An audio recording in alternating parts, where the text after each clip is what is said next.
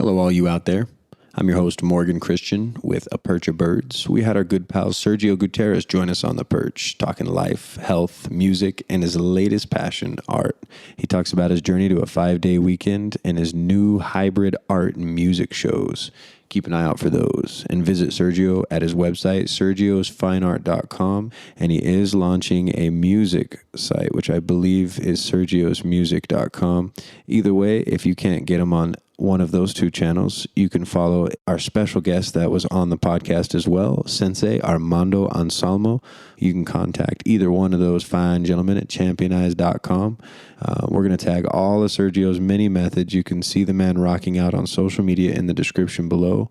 And of course, you can follow us on our Facebook page at facebook.com/APOB Media. And of course, you can always help support The Perch and all of the birds that sit on it at patreon.com/APOB Media and get exclusive member-only content. All right, let's get right to it.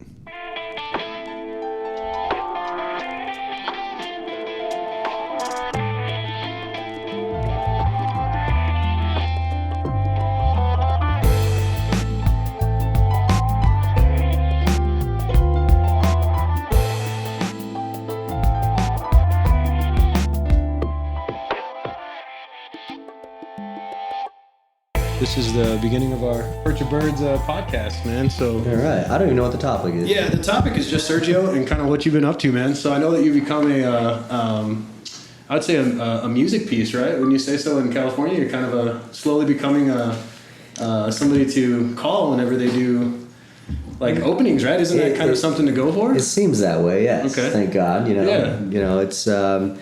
I moved down there, moved from Las Vegas to straight to Hollywood back in 2007. Okay. And that was right after your graduation, right? You were pretty much. Well, we graduated in 2005. Okay. So, and I already had plans to move out. You know, I was just at that point, from the point of graduation to 2007, a 2-year span. Just had to save money because California's not the cheapest place. Right. To live. But and then you're going straight to Hollywood too, which is supposed to be more or less your most expensive spot or one of them? Yeah, we kind of had a hook up there, and so we had an apartment already lined up, and once we got there, that night, the drummer's uncle, whose apartment it was like, fuck this, I'm going back to Miami. Really? You guys are on your own. So we were basically homeless for a couple weeks. And wow. What did you guys do? Just hang out with people? Yeah, we ate a lot of lettuce. Really? Yeah, I'm serious. Well, so what was it? Metallica has a story about hand sandwiches, they called them. They were so poor they would just throw the meat on their hand. And then they I love that. Yeah, that's exactly it. You guys had a hand sandwich? Pretty much, man. And literally, I just remember walking down Sunset Boulevard, just asking people for jobs. Literally, people passing by like, dude, you have a job? Like, yeah. We're in this situation. Yeah, right? And then were you guys going as like trying to get work as in the music industry, like trying? Yeah, absolutely. Coffee shops. But like I said, the day of essentially is when shit hit the fan. Which anybody else would just give up. Yeah. Right off the bat. Mom, I'm coming home. Yeah, exactly. Right. That was not an option. So Brian Gifford actually grew up here as well, and that was his uncle. His uncle split. Brian had an aunt and uncle that lived in Oceanside, and that's how I ended up there. They put us up for a couple days, and Oceanside's beautiful, isn't it? Oh, it's awesome, man. I don't think I've ever been there. Yeah. Okay, and then that's basically where. So to go back to answer your question, I've been playing music in the San Diego area for the past like 10 years, and made a little bit of a name, and it's just starting, man. Yeah. Well, and so if you were to talk about achievements, just doing that alone, I basically went to school with you. I think I was 06 was my class, so we were in the same. Okay. You know what I mean? We're like roughly in the same class, yeah. And I know that you're probably one of, I can count on one hand how many people have actually moved out of the state, I guess, maybe. I know that there's a lot of people that have kind of taken up reins, but nothing like that where they're just, because I know when I was first getting out of high school, I went into an apartment, I think, like in Albuquerque. It wasn't like I was trying to reach for my, like some sort of a dream or a goal, It's kind of it's scary. We all have dreams and goals. Yeah, but at 18, man, I wouldn't even known what to do. Like you said, I would have turned tails. Hey, man, I packed my Camaro with all my guitars, some clothes, and $500 in my back pocket, and just headed out west. So, and then once you guys settled down in Oceanside? Oceanside, then that's when you guys actually started to come up. I mean, were you a band at that point? Is that when you guys were Accent, right? Was it still Accent? Okay, okay. I was told to ask you about the Kike show. Emilio. Oh my God, that was actually our very first show. Really? Our very, very, very first show. Yeah. I missed it, but he was speaking very highly of it. He was wishing he could be here, man, so he could ask you about it. Are you still connected with him? He's the other part of this, man. Yeah, he would love to have been here. Yeah. Wow. Yeah, he's actually at work right now, so props to you, Fox, for being at work. Yeah, right. Yeah, but he's the one that helped me set up almost. He's a third of this equation, and there's my other buddy. That's interesting. Yeah. Well, so, hey, thank you for giving us the start. Yeah, exactly. So he was wanting me to ask about that. I guess it was just some like epic ballad you had at the end there, but he said that for him, that kind of set him up to think of you as eventually becoming this person. You know what I mean? Where you're kind of very cool, man. Yeah. So props to you on that. So so then you guys started doing that, and you weren't doing anything like covers, or were you guys doing original? No, we were stuff? doing original stuff, but it was always our dream, man. When we were partying here in Los Angeles, because that's all there is to do here. Oh yeah. We had a band house, and all we did was just party all the time, and and in the background we used to always have videos of Motley Crue playing, of White Snake, Van Halen, and there's always clips of them playing the Whiskey A Go Go. Right. So that was just our main target, and as long as we hit that, we were going to be happy. Sure. No matter what else happened after or before, as long as we hit the target, we would. Sure. Because I mean, it's just something that was so far fetched growing up here in Los Angeles. Absolutely. Because like even you mentioned, like not a lot of people move out of this world, right? And so yeah. We hit the Whiskey Go-Go, and we were happy. And then from there, the band dismembered, and we all kind of started doing our own thing. Okay, so then Accent kind of fell apart, and then it was just Sergio doing his thing. Yeah, it's you gotta be humble, man. Now I know that, but back in the day, sure, when I was when we were 20 years old, man, we were kids. We grew up small town. Yeah. Where we're driving down the street here and people wave to each other and it's cool. Right. But or you go to the store and it's like, bro. Yeah, exactly. No, but when you're in Hollywood, people can give a shit about who you are and what you're doing. Sure. But they only give a shit about it if they can use you. Right. And I'm not saying 100% people in Hollywood. I met some cool cats there, but for the most part, it just ate us up. We thought we knew it all. And I'm sure that was hard, though. I mean, how long would you say before it finally became something where you're like, okay, I can do this. Like, this is a viable way to live at, what, you were essentially in your early 20s? It was, yeah. Well, it was a year later. Like, it took me a good year to really settle into the whole California, just hustle and bustle. It's so much different than Sure. here. And then did you get, like, an agent? I mean, is that what? No, you know what? I've never gone through an agent. With any business, it's all about networking. As cheesy and as simple as that sounds, dude, you just got to go out there, meet people, and just chat to people, man. Yeah. I mean, Armando and I do it all the time. We'll be out anywhere, right? We'll just, hey, how are you? I'm Sergio. Yeah. Oh, what do you do? Everybody asks. And you start talking. Yeah. And in California, what's cool, what I found is everybody is connected to the music industry somehow. Like, I'll just be at a damn bookstore, sure, because I go there all the time. Playing a show, man. Come on, roll with it. Yeah, right? And, it's like, oh, you're a musician? Cool. Well, my uncle has a recording studio down in Claremont, Maine. Or I'll meet somebody else. Oh, you're a musician? Cool. Well, my husband's cousin lives in Orange County and, is the head of this record label. Right. Like, it's really cool in that sense. Sure. Well, I would think that there everybody's kind of working. Like, that's what I've been told is that in LA, like, you're kind of not there. And you're not there just to like, oh, it's a nice place. Like, most people are there to pursue something. Would you say, would you say that? Absolutely. Because in California, in LA especially, San Diego a lot too. That's why I like the city. But there's just so much opportunity. And whether you're into, if you're a tap dancer, and you go to LA, there's a whole world of tap dancers that would just welcome you and it's just whatever you're into, man, it's there. So then that snowballed into you agentless. You're starting to do cover stuff, right? I would imagine, or yeah. Well, so once Accent dismembered, I was living with this gentleman, and it was so crazy. Within 2 weeks of meeting this guy, we were opening up for Kenny Chesney, 14,000 people. Damn. Okay, I think I remember you posting that. Okay. So the roommate I had it was, long story short, the roommate I had got a call from this singer who wanted my buddy Shad to play guitar for him, acoustic guitar. So there's a radio competition, and Rob Corona, the guy that called my buddy Shad, Rob Corona needed to put a band together. He didn't have a band, but he's an incredible songwriter, incredible singer. That's a good connection, man. Absolutely. Sure. So we needed to put a band together. So Shad knew me. I played lead guitar. I knew a bass player. And we just kind of threw this band together. Wow. Rehearsed 3 or 4 songs. And within like a week and a half, 2 weeks, we were on stage in front of 14,000. That's badass. And what are you guys playing? Just whatever you guys came It was up originals. Okay. Yeah. Damn, with 3 or 4 times to play beforehand? Yeah. I mean, we barely even knew each other. Dude, props. That's Yeah. heavy, man. So, I mean, it went off without a hitch?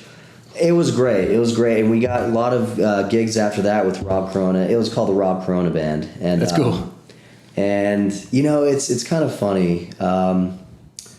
We were climbing. We were definitely climbing. Had a lot of gigs in Hollywood, and had a big gig at House of Blues with this famous country singer. And I called Rob Corona about the House of Blues gig, and I was like, "Hey, man, you know, I haven't had any information about the gig, you know, and it's like in 3 days. What's up?" And he goes, "Well, I'm going to call professional musicians for that one." So I'm like, "Fuck that." Yeah, dude. I'm like, "We're the ones. The band you have has a certain energy together that helped us open up for Kane Chesney and Leon. They're not Miles. just products you buy and put together. Yeah, sure. and so sure enough, yeah, he hired these guns, and you know, those guys, they can give a shit about Rob Corona Band.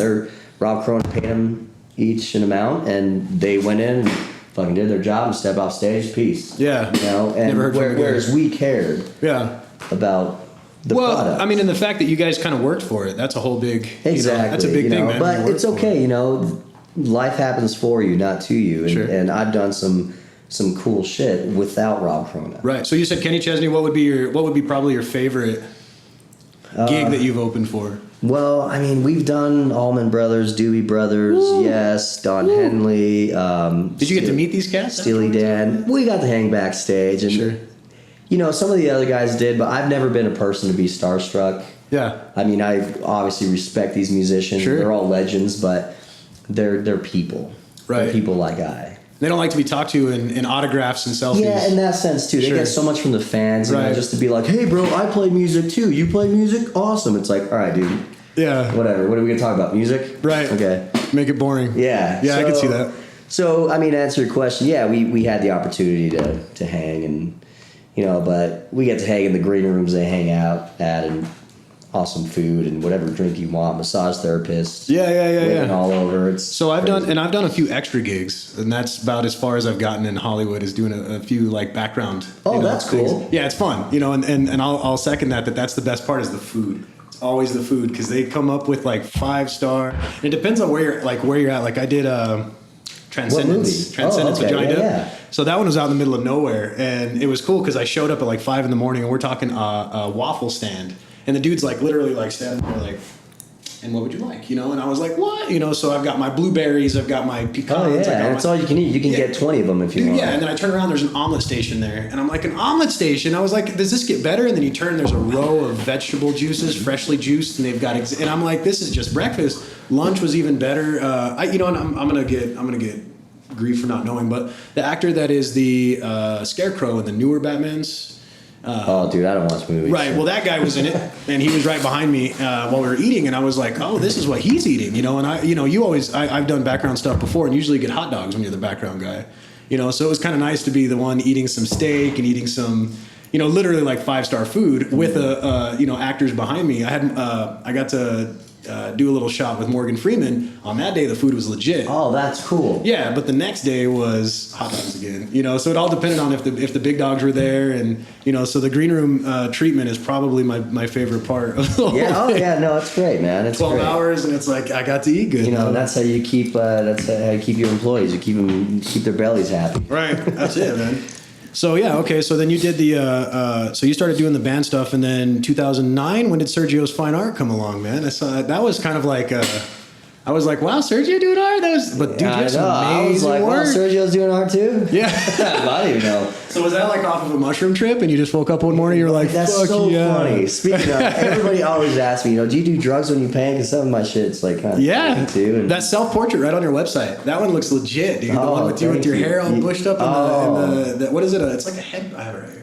I'm just wearing a beanie or something. Oh yeah, but I mean, it still looks cool. I was Yeah. at first, I was like, when did he get dreads? You know? No, And then no dreads. My hair's too damn pretty for that. He's like, I actually do drugs before I paint. Yeah, exactly. When I don't paint, Yeah, once I have more time. Once I'm at the climax, it just depends. Right? No, so it's funny. Not a lot of people know this, so this is some juicy information here. I was a gemologist from 2007 to 2011.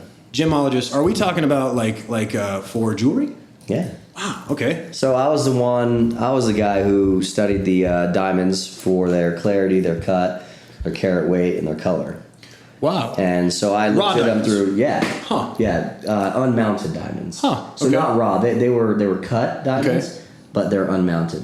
Okay. So this is post like cut to the size and the shape. Yes, exactly. Okay. So this is basically ready to mount on a ring, necklace. So this is where you would come in as a gemologist, you said? Yeah, so I studied. heard of this. I Okay. studied it from 2007, 2011, and so I was essentially the guy that would look at these diamonds in a microscope, and I would observe them for their inclusions, meaning if there are crystals in them or if they had cracks, which are called feathers. Well, this is turning into really gay jewelry. Oh, come on. podcast. No, this is solid though, man. Come on. I So wouldn't have anyway, known this. so I was That's the for one. sure. It's interesting. Right. So I was the one who would produce the information so that they can print it on a pamphlet. Okay. A lot of jewelry stores, when you go in and you ask about a particular diamond, you ask for a certificate. essentially. Each diamond.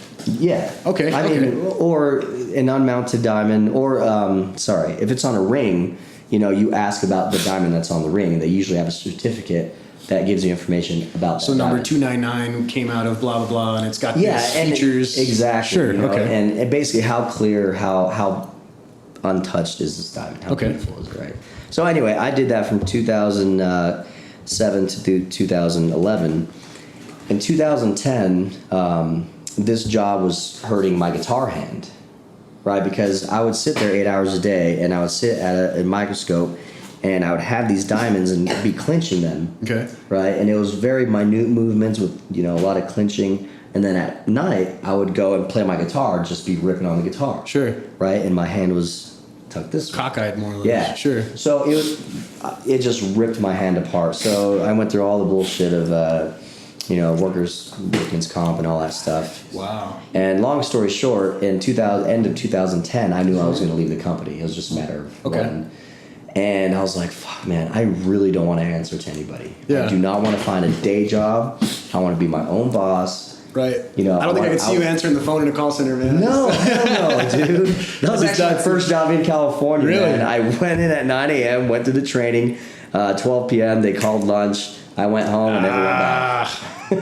So I work sort of in an atmosphere like that. I work in IT, but I do man. something more specific to where I actually fix like a computer. But I couldn't. Okay, see, you have a It's a thing. Yeah, I got a thing, and it's not like I'm on this thing where I'm like, oh, do you want to give money to the Fraternal Order of Police or something? Oh, dude. Those kind of jobs are.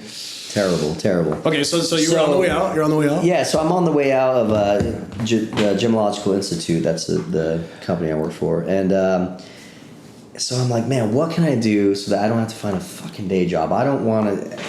I was just thinking of like the day jobs people have, and I'm like, no. Right. I'd just be super unhappy. Yeah. That's never been me. Ever. Right. No, it hasn't. I could So, definitely. so I sat at my computer, man, and I just pulled up a picture of my dad, and he's next to a horse, and I was just missing my family dearly. All my family lives here in Las Unas, Albuquerque area, and so I just started sketching my dad. I literally had like an old envelope and like a Bic pen just sitting there, right? I didn't have a notepad. Right. It's like a prison sketch pad. Yeah, exactly. And dude, I just started sketching them out. I'm like, that's pretty good. Yeah. I want to add color to this, but I don't want to be so elementary and go buy colored pencils or crayons. Right. I'm like, I think I can do some paintings. So I simply went out. So this is, at this point, it's the beginning of 2011. I had done a few more sketches. And I went out and just purchased cheap canvas, cheap paints, cheap brushes, and I didn't paint any images in the beginning. It was all about, figuring the relationship between, the water and the paint, or just the paint and the brush. So you're talking more like just going by feel and like abstract kind of stuff. Yeah, and I didn't even want to paint in abstract. It was just to find the relationship between the canvas and the paint, and the paint and the water and the canvas. Now, would you say that any of the jewelry stuff kind of helped with that? Like to be able to see, kind of like look for particular? No. Okay. I don't know. I thought maybe that might be a good segue to see, lighting and stuff like that. No, not at all. I mean, that's a cool thought though. I never really thought about that, but no, I didn't really have anything to do with it. But that started to kick, I'm sure. Like you started to see that you were figuring out how to make. Yeah, and then I just started painting shapes and like hearts and whatever, and then. Like anything else in life, man, I've always believed that the mind is just stronger than we can ever fathom. Sure. Right? And you can teach yourself anything. Right. And a lot of people seek help to be taught things. And sure, that's not a bad idea, but I think we all got to give ourselves a little more credit. We are smarter than we think. We are more badass than we think. We have more potential than we think. Yeah. So I just applied myself in that way.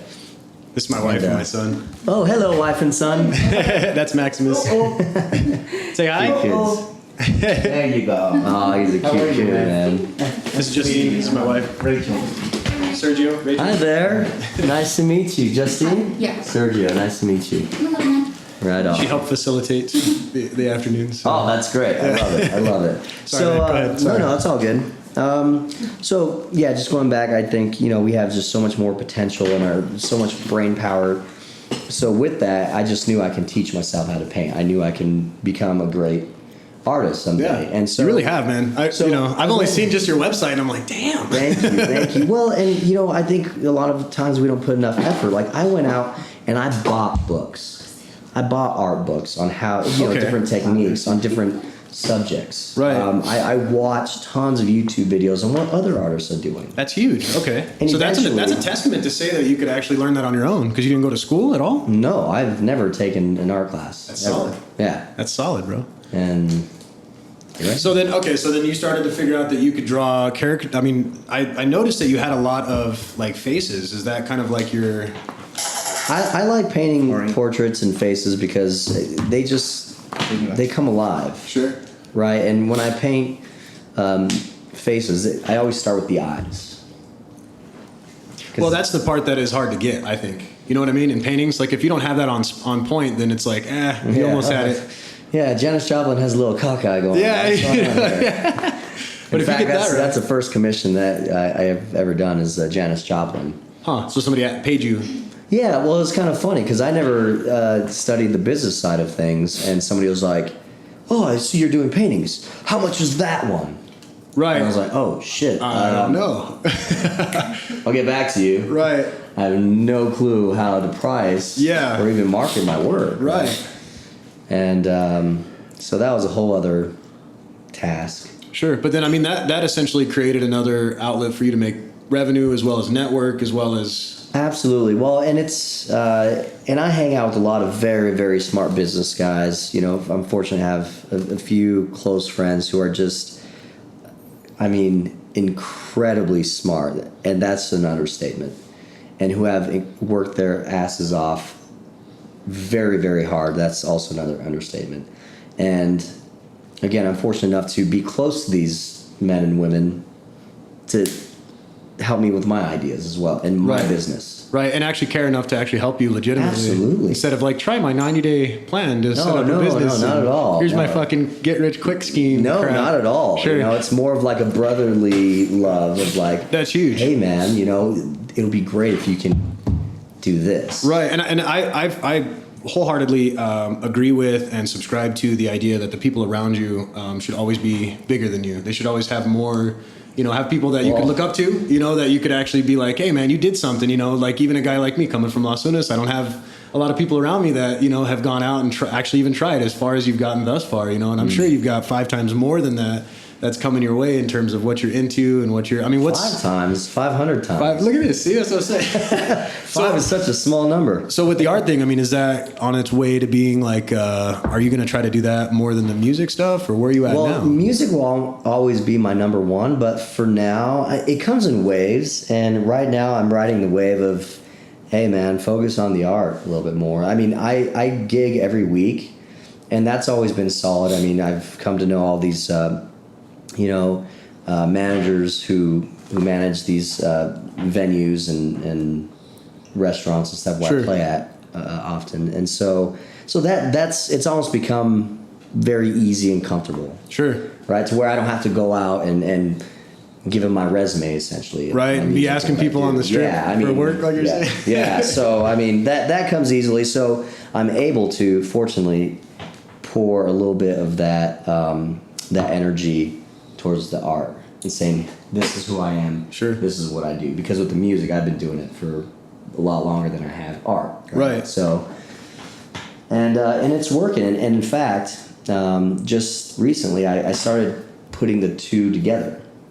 And I've been booking corporate shows, doing singing for like half an hour. If it's a 3-hour show, I'll like sing and play some acoustic songs for half an hour.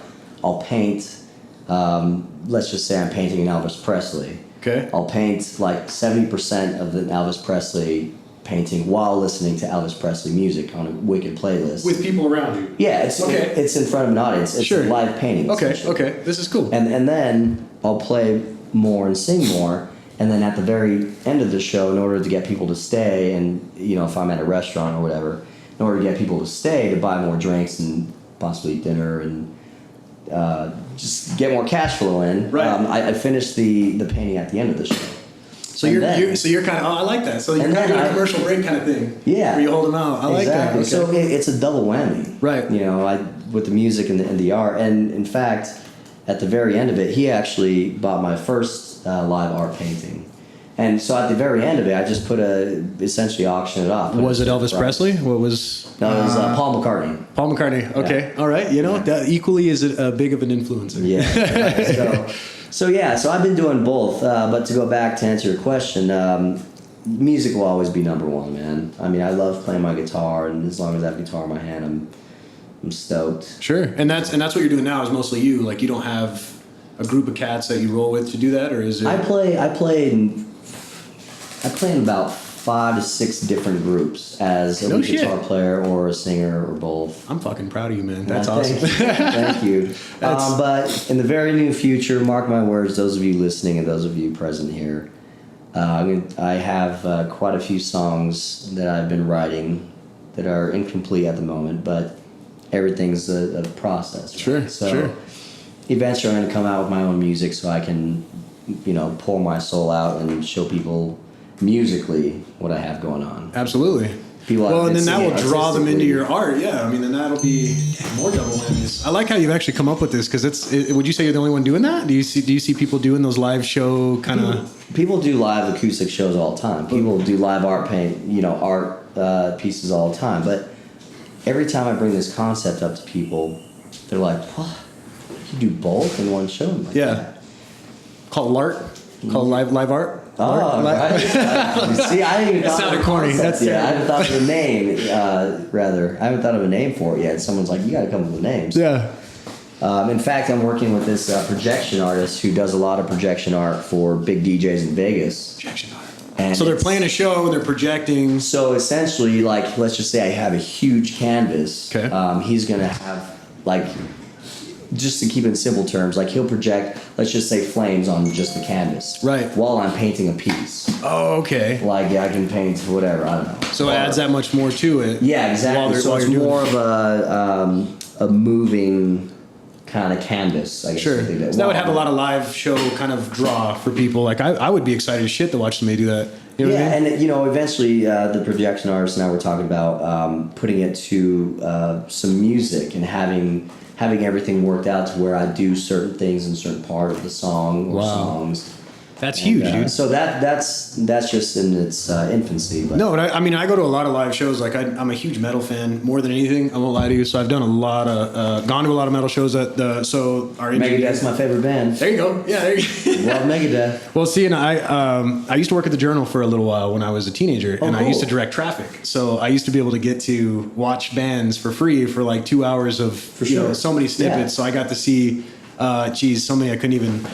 Styx, of all bands, I got to see Eagles like 4 times. I don't know how many farewell tours they've done. Kiss. So some of the greats, and just to be able to see them kind of in their element, to me it was something that kind of pushed me in the direction of eventually, because I got into a metal band after that, and it was like raw kind of metal stuff, like heavy stuff, and that's who my engineer came from. He's my lead guitarist.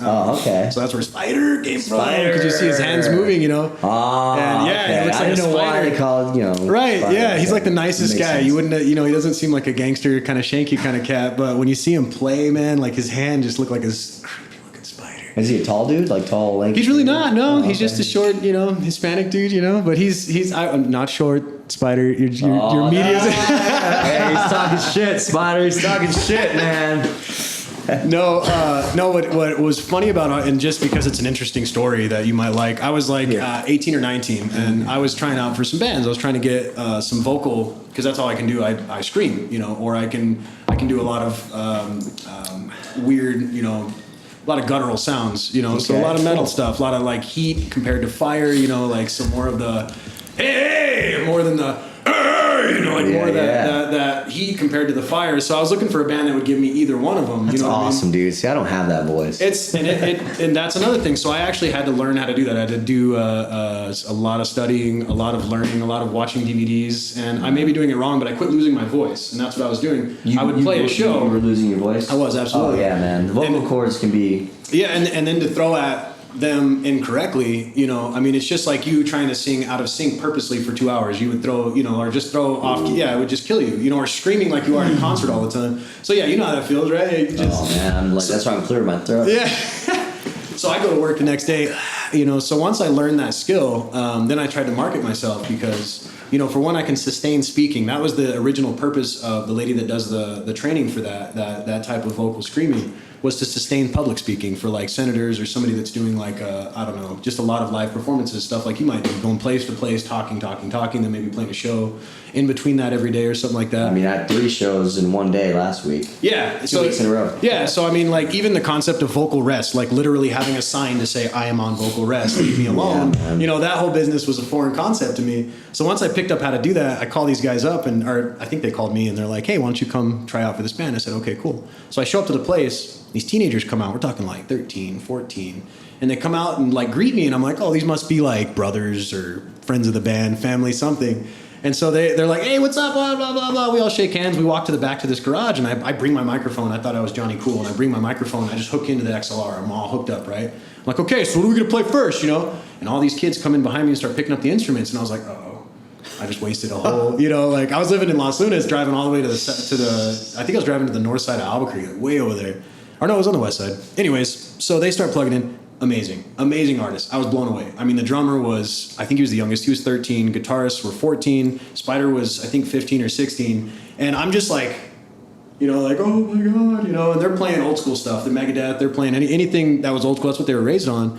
And we ended up making a hybrid that was kind of like a screaming, more death metal kind of sound, It didn't last very long. It was very hard to have that age because you couldn't book shows anywhere. Nobody would let us book shows at a place where they served alcohol. That's what's tough about doing that. But we got to play at a studio called Bleeding Eardrum. I don't know if you ever heard of it. Mm-hmm. Yeah. So we had a room in Bleeding Eardrum until they shut it down, and it was just amazing to have room after room of live band after live band. And we were youngsters. I was the oldest at like 18, but we would go into these rooms and these guys would be partying and playing. Yeah. You get a little bit of this weird like hippie stuff over here, then you get into some like cool, like some Deftones style stuff over here, and some of these guys were just trying to do some weird shit. They just hang out and drink, but I was like, that's cool. We'll hang out, So that steamrolled me into kind of getting to the point where we ended up finding out that we were better at putting together specific things because it was harder to keep a band together, So I can attest to that you get a flow, like you said. You guys had the flow with the band that he asked you to break up. What was his name again? I think you're talking about the Rob Corona band. Yeah, the Rob Corona band.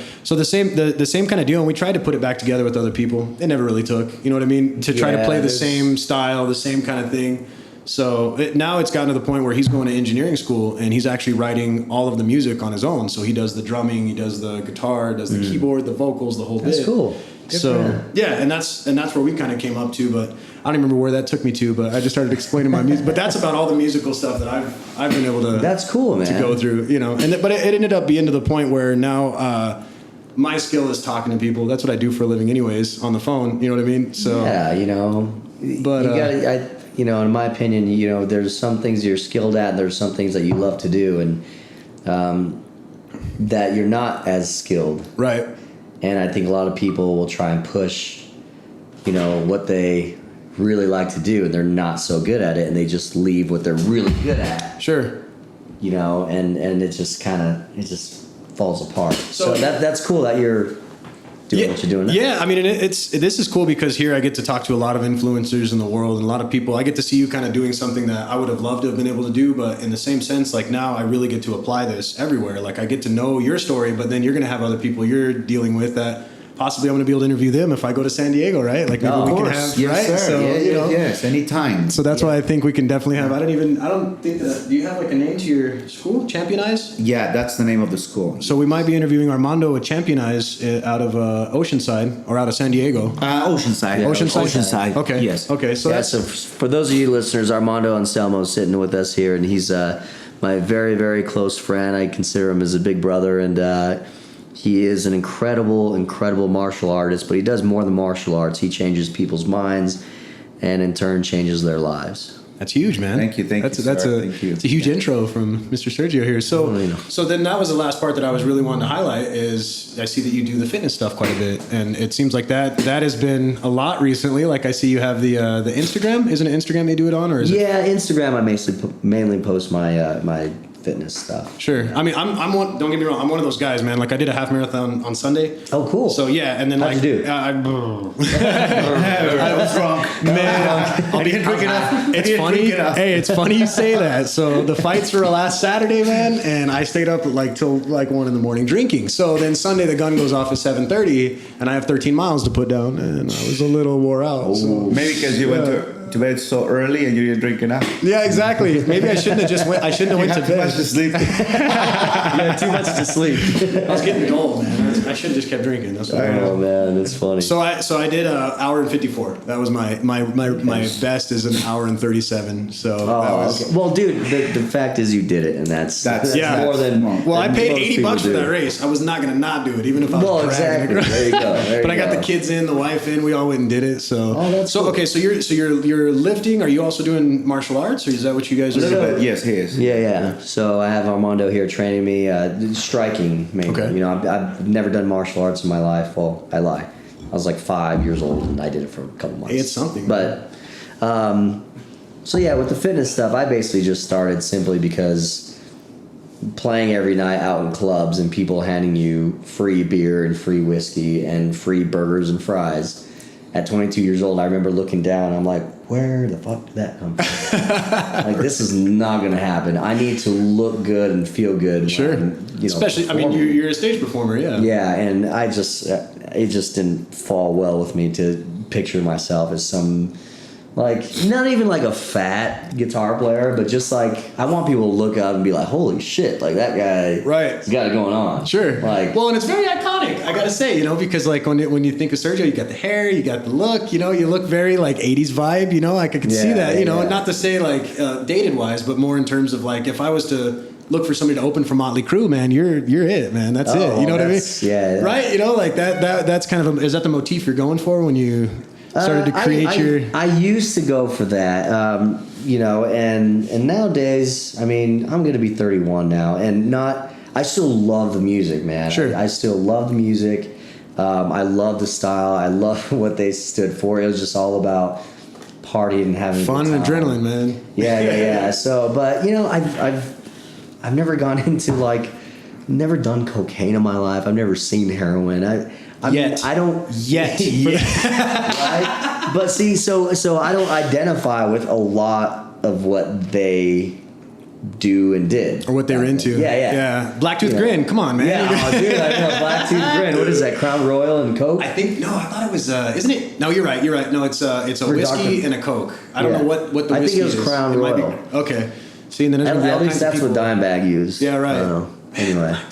Yeah. I can't really remember that. Yeah, buddy. Yeah, so I'm not really going for any motif now, man. I'm just me, dude. So then you would say that the exercise, I mean, the fact that it's just emboldened and pushed everything further, because I'm sure you found your endurance and your energy went up and all that stuff. Absolutely, yeah. Well, and man, honestly, when you look good and you smell good, you just feel good, and with that good feeling energy, you can just think bigger. You can it's just all around good for your life. No, it's huge, man. I subscribe to that huge because I run every day, man. And that's what I was going to say is I'm that guy that posts my runs every day on Facebook and Twitter. Yeah, and that's cool, you know? And it's not to irritate, right? It's just to show, like, guys, I can do it, you can do it. You know what I mean? Like, there's no, I'm going to be 30 next year. And I started running races in 2011 because I was smoking a pack a day. I was smoking Cools, man. That was my thing. Smoking bud, do you drinking. still smoke cigarettes? Not at all. That's not at all. awesome. Yeah, man. not at all. It was a very hard habit to kick, but it got to the point where it was like either shit or get off the pot, man. And I remember trying to run to the stop sign and fucking throw up everywhere. Yeah, see, that's not good. And even people who are like, "Oh, but I'm not fat." It's like it's not about being fat. It's just, dude, we got one body. And if it sounds cheesy, but you don't take care of it, you're fucked, man. Absolutely. Like, you're just cutting off years from your life if you're not, eating decent and moving the blood in your body. Essentially being proactive compared to reactive. Yeah, exactly. Yeah. I work in rehab hospital. That's what I work in. Okay. So I see the end result of people not taking care of themselves because we mostly deal with geriatrics. Oh, and dude. a lot of times it's just people that have just. I mean, I don't know how many limbs I've seen severed off of people due to diabetes just because they want to. See, stuff that could have been prevented. Yeah. It's like, and this is gonna sound super fucking harsh, but I don't feel sorry for those kind of people. No, absolutely. I don't either. It's like, I'm sure they've been told many times, you got to cut this shit out. Yeah. And, unfortunately, they're so addicted to, in this case, sugar. Yeah. They just keep doing it. Right, or just that lifestyle. And I've subscribed to a lot of different things and a lot of, like, healthy things, but I've noticed that since I've started to run, I would say is one thing, but now I go to the gym every day as well. So in doing both, like I try to run and all that stuff. Like I get skinny jokes, I get all this stuff, and oh, you're gonna run all that. What am I? The trainer when I came out, I go to Planet Fitness because it's cheap. But I came out of Planet Fitness and I literally showed up on lunch, put my gear on, and I go to leave at like 11 to go run. Right, it's 11 in the afternoon, so I know I'm gonna come back just trashed. Do 5 miles at 90 degrees outside, you're trashed. As I'm walking out the door, the guy goes, "Oh, you're gonna be running all that muscle off." I said, "I don't care, man." So I maybe get the skinny jokes, and he's the trainer and all that, looking all stacked. But I've seen the guy get out of breath just moving a box around, Yeah. So. See, it's just it's balance, man. That's what life is. Bottom line with anything in life, it's just balance, dude. Sure. But actually, one of the other main reasons why I got into fitness, and I don't think I even told you the story, but I was living in Hollywood, and man, I was just a really scrawny kid. And I remember I was in this pizza joint. I was with one of my girlfriends, not a girlfriend, but a friend who was a girl. Mm-hmm. I was hanging out around with her at this pizza shop. And I'm ordering pizza, and these three muscleheads, man, seriously, all just like bald, just fucking yoked out. They're like, "Look at this skinny little girl, this little bitch." Look at No. This. Oh yeah, wearing this little skinny jeans, fucking pussy, this and that. This little girl, and I just was hearing this talk behind me, and I'm like, and again, I knew I couldn't take on one of those guys. There's three of them, right? But I'm like, fuck this. I turned around and I went to the guy's face who was talking shit, and I was like, "You know what, man? Just fuck you," just gave him the fingers and just got in his face, and I. Went back up and turned around, and he just hit me in the back of the head. Boom. No. And all three of them and I hit the ground. All three of them just kicked my ass. Are you serious, man? But I'm like, that will never happen again. Sure. That will never ever happen again. And if I had Sensei here, He would have cleaned house. He would have cleaned house. I will help him. Catch the hand. Skinny bitch. Yeah. So anyway, but no, man. I mean, yeah. I think it's important. One girl asked me the other day, "Oh, I want to lose weight. I don't know where to start." It's like, all I told her is eat a fucking grapefruit and go for a walk. Yeah, exactly. I heard the greatest advice. Dude. I heard the greatest advice on that. So with men, okay, let's start with women, and I'm going to be completely speaking from a man's point of view here. So completely correct me if this sounds out of context here. But you're not going to be corrected. Just say what's on your mind. No, I mean, so the greatest advice I'd ever heard, because I get asked that a lot because of how much I run and stuff like that. I'm not as public with it, but my inner circles, a lot of people ask me advice, And I always tell girls, they ask me that, and I say, it's not really with women. They don't need to work out as much as guys do. Not even a quarter, I don't think. It really boils down to what you eat. With women, and I feel that very strongly because a lot of times it's discounted so quickly. They go on these benders where they drink just juice for a week and they lose 10 pounds of water weight, and then they're like, but then I get it back, and they get like that whole thing where it breaks them, and that's why I always tell them, don't call it a diet, call it a lifestyle change. Exactly. And that way you're like you said, you're bringing balance into it in the terms of your food changes permanently. There's not a diet to it, and from that, a lot of people's weight, specifically women, will adjust to what it naturally is. Mm-hmm. And then if they were to exercise, they'll probably gain muscle, and they won't care that they've gained weight. You know what I mean? Because they're going to see the scale tick up, but they're going to see the body tick up. Oh yeah, and me got the booty, got the whole. In this world, I like women with some sort of muscle or doing something with fitness. Right? Don't like the skinny minis? Yeah. No, it's just... Well, and that, to me, that shows that you don't do anything, and just the same thing. Like, it shows that you just don't have... I like people that can take care of themselves, or that at least they attempt to. You can be skinny and be a runner, be an ultra runner and be rail thin, but you're cracking off, egg whites and spinach for breakfast and throwing a juice down. That's healthy compared to the people coming to a McDonald's and be like, I don't understand. I did a whole diet. Just getting better. I did the whole diet, Well, and I'll tell you what, I did a physique competition last year. I saw that you were building up for that, man. And, how did that turn out? And that was an awesome experience, man. But I'll tell you something. I did not change anything in my training. Okay?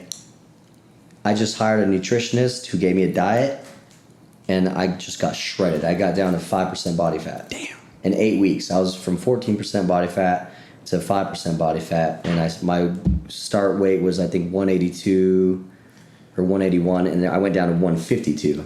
So how does that work in terms of training? Do you run a lot for that, or do you just lift? So okay, so the only thing I changed in my training, it was a minute change, more cardio, but as far as my weightlifting and there was no changes. It was mainly diet with a little more cardio. Sure. And it was insane. Yeah. But my diet was so on point. Sure. I mean, so did you eat multiple times a day? How did you do that? 9 times a day. 9 times a day. Small meals. Yeah. So I have another gentleman that I'm gonna do another podcast with, and he does triathlons, and he does very, very long, crazy things that I just can't even attempt to do. Yeah, swim that's for miles. A whole other world, man. Yeah. I respect you, men and women who do that stuff. Yeah, exactly.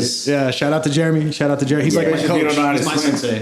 Okay. Yeah, exactly. And this guy has like the gym where he goes and swims like once or twice a day. Sometimes getting up at 4 a.m. and biking 16 miles, and then That's incredible. Like, yeah, man. dude. That's great. But that guy, like his routine is the same way. He eats multiple small meals throughout the day. And then I'm gonna introduce you to a concept that's new to me. So this is one that I've been learning from. I listen to a few different podcasts. And I'm gonna forget his name too. It was Neil deGrasse Tyson did one with.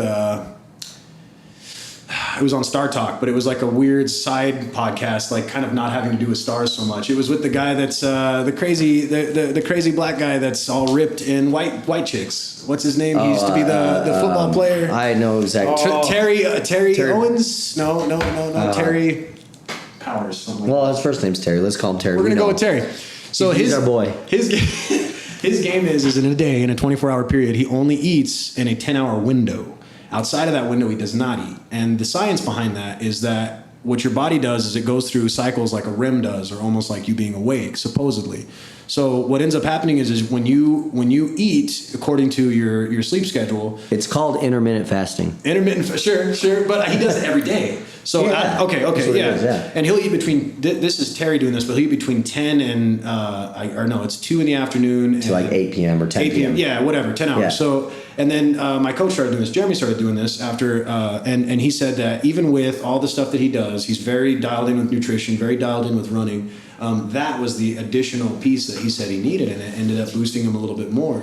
But purely under the guise of this is another step in the nutritional cycle for him to kind of say this is another piece to it, you know. And it's cool to see somebody that's kind of I would say at a higher game than me, if not the top of their game, and see them really find more, even like be open to explore new concepts, you know. Yeah. Like, you know, no matter how good you get, Sensei could come in and teach you a new thing that is just like, oh, dude, I've been doing this before. Even musically, I've been playing, you know, I've had a guitar in my hands for 15 straight years, but, you know, I've never, you know, delved into the world of jazz.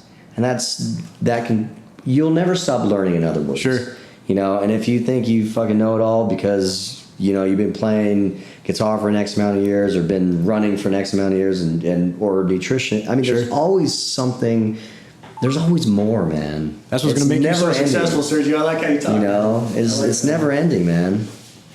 So then what's the future? What's that hold? So we got these hybrid shows that you're doing where you're playing the music live and then you're painting live and then what does that turn into? What you've got your mentor here that's trying to push you in the direction for better mind and body. So where does this lead to? Well, you know, I can't predict the future, but I can say that, you know, I'm just going to keep working and keep a bigger mindset every morning I wake up. I'm just going to think bigger and bigger every single day. And, you know, I just don't want to be stuck doing one thing. Some people get big and make millions and have happy lives because they do this or they just do that. And that's great. But I know just for me and the way I think and the way I live, I want to do it all. Yeah. You know, and some people may think I'm crazy. I do. And some people may think I'm crazy for saying that, but yeah, I want to make a name for myself in the art world. I want to make my name for myself in the music world. I want to make a name for myself in fitness and you know, and I entrepreneur. I mean, that's essentially what you can call yourself. You know, if something else comes along and the vibration vibes with my vibration, let's fucking do it. Like, you can't be closed-minded to anything, right? So if there was a band that you got in close proximity to, and you had an like some sort of, it's not an out, should I say, like an outlet, I guess, some sort of communication channel with them, would you want to try to do a podcast like this, but you do it there, and then I publish it for you? Like, are you saying me be the host? Yeah, I mean, listen to that sultry voice, man. Come on, lay that silk down. I don't know. I can try to be a host. We'll see what happens. Welcome to Sergio's Fine Podcast. How are we doing? Hola, ¿cómo estás? Ooh la la. Sensei. They call me Sergio. Oh, how are you? That would be the only way to do it. Is that exact level, just like that. Tell me your most fucked up fantasy ever. That reminds me of the. You what is can it? have one. If not, I can give you one for $9.99. You can go. It's like what is it? The Warriors. Remember the lady that's? You ever seen the Warriors? The movie? No. You've never seen the Warriors? Dude, I am the movies, dude. I've never seen, like, people are like, you never seen the Goonies? No. You never seen Reservoir Dogs or what's other movies that everybody's seen that I haven't? Right. I'm not a movie buff. So that box up there, that contains my whole collection, and then that is basically able to be pulled up on my phone and put on any TV. So that's how ridiculous I am with my media. So anything that I have, dude, even audiobooks, that's home cool. videos. Yeah, that's good. And it makes it easy because then I can just, you know, when I do like a vacation or something, I'll just throw it into that over the Wi-Fi. You know, and it makes it nice. Shit. But I won't lie to you, man. I wouldn't have been able to figure that out. I wouldn't even have gave a shit if it wasn't for me being in IT. You know, when you sit in a cubicle. That to me, just like, I wouldn't know how to begin to do that stuff. It took me so long just to be able to wake it up with my phone, man. I thought that was the greatest. Like a month ago, I came up with that, and I'm like running around the house. My wife's like, "Who fucking cares?" She's like, "Who cares?" You know, I'm like, "It's for us IT folks. You know, it's huge. You know." So I got off on that. Yeah, you know. So okay, so did you bring a guitar or anything? Did you want to try to do something? No, I didn't. But I don't have. That's for people to just check out on my YouTube channel. So yeah, let's plug your stuff. So where would people find you if they want to check out Sergio? They wanted to see. I have my show schedule that's updated monthly, and videos and MP3s and photos on reverbnation.com/Sergio Gutierrez 1. Oh boy, I'm gonna put that down. So I'm gonna make sure that I put that. That'll be in the notes for this. So if you guys are looking for that, you'll see it down there. Yeah. And then we can also put a. So then that was Reverb Nation / But I do have a Sergio music page coming up very soon. So. Okay, and then what do we have if we were on Snapchat? Not Snapchat, Instagram. So Instagram is mostly my fitness stuff. I do add, music and art stuff as well. But my Instagram is Have the Guts, and guts with a Z. Nice. Because I believe we should all have the guts to do whatever we want in life. So that's GUTZ, right? Guts. GUTZ, yes sir. Okay, have the guts, and then Facebook would just be Sergio. Actually, Facebook is facebook.com/Sergio's Fine Art. Sergio's Fine Art. And then if we wanted to check out that badass art, that Yes. fine art. Yeah, and it's simply sergiosfineart.com. And then has that got any of the music stuff to link out of there, if and when? Somebody was... Outside on my Like, could they go art? from Sergio's Fine Art to these other stuff? No. that are linked in there? Sergio's Fine Art is strictly... It's its own baby. Yeah, Okay, yeah. cool.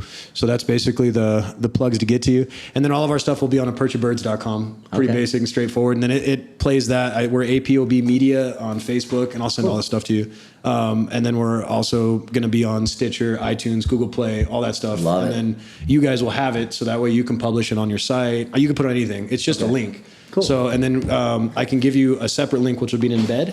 So we'll cut all this shit out of the conversation here. But what you can do is you can embed it, and it'll come up almost like a YouTube, but it's just the play bar. Oh, yeah. So you'll be able to see. I'm That's sure you have rad. something like that with music. Yeah. Yeah. And then you can share that to people with a QR code, whatever you want. So and if you need help with formatting it, I'll let you know. But it'll probably be a good month before we actually launch it.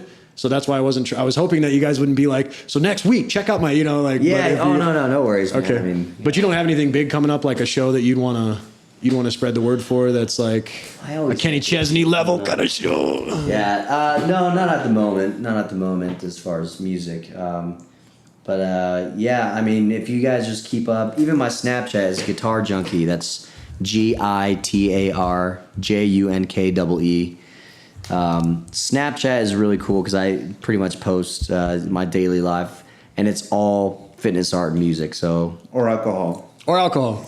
or having a couple drinks on the beach. Now things are legal in California now. Let's not beat around the bush, right? Things are now legal in California. Have you guys been to a bud shop since it's been legal or no? No, but I actually did a corporate gig last week where it was in La Jolla, and this millionaire spent $40,000 on just the end of the summer party. Jeez. Must be nice, right? And it was a Woodstock themed party, so I got hired to do a live painting of Jimi Hendrix. But I bet that was fun as hell. oh, it was super cool. But they had 2 bars. And of course, they had these incredible catering. They had 2 bars, but the third bar was a pot bar, marijuana bar. Oh my God. So it was super cool. And this guy was a doctor, So he was like, you can't overdose. It's totally cool. Yeah, exactly. He's like, everybody, I recommend it. Smoke this once you wake up after that hangover. You'll Yeah, be fine. exactly. So it was really cool, man. So yeah, I mean, people are super open about it. Even Sure. when it wasn't legal, it's like, come on, yeah. it's California, dude. Well, and I've been to a few. I've and I can speak out of legal terminology, but we have different hospitals in these legal states. Sure. So when I land there, I'm well within my rights. So I visit them every time that I go, and they fly us out there. Probably 2 or 3 times a year. So I'm able to gauge kind of what's going down. And it's really interesting. I subscribe to a podcast called The Cannabist. Oh, cool. And the Denver Post actually has their own column that is particular to marijuana reviews. So like you get a new strain, it's like a wine. They deck it out, do like you did with the jewels. Yeah. And then the dude will test it on different functions. If it's a sativa, you get your uplifting. So he'll go to do some sort of an event, and then like podcasts, he'll do like a sativa Sure. and an indica when he's chilling, or after some exercise. I think it's cool, man. I'm like, that's the greatest fucking job, that you could ever ask for. Yeah, but then you look at the legislation, and Nevada just legalized it. So that's going to be huge there. Then you've got California, of course, that's now coming into where you guys will have recreational stores, which I Yeah, know I think in February it's legal. it's not quite that. Well, I mean, it's legal to have it, I guess, but it's just that you're not able to buy it yet. Like Yeah, you you're would. legal to have a certain amount. Sure. Yeah. Sure. You don't want to get in trouble there. Well, right on, man. Well, you got anything else for me? No, I think we're good, man. We're just gonna enjoy the rest of our trip here in New Mexico and head back to San Diego tomorrow morning and play more shows. Right on, right on. So you guys didn't have any issues with traveling with the hurricane stuff? It's not affecting this direction at all, is No, it? not at all. No. Well, it rained this morning. Well, we were the hurricane. You, We were the hurricane on the plane, man. what happened? Well, we ordered a couple drinks and the stewardesses are like, "We're cutting you guys off." Are you serious? Yeah, No, and and then you know what? after she's We're- like, okay, I said 2. It's like 2 more. Yeah, no, but the thing is, man, even without drink, dude, we're just, we love life and we love people and we're confident in what we do and who we are and people can mistake that for simply being drunk. Yeah. You know? And Yeah. hey, we haven't even had a fucking drink yet.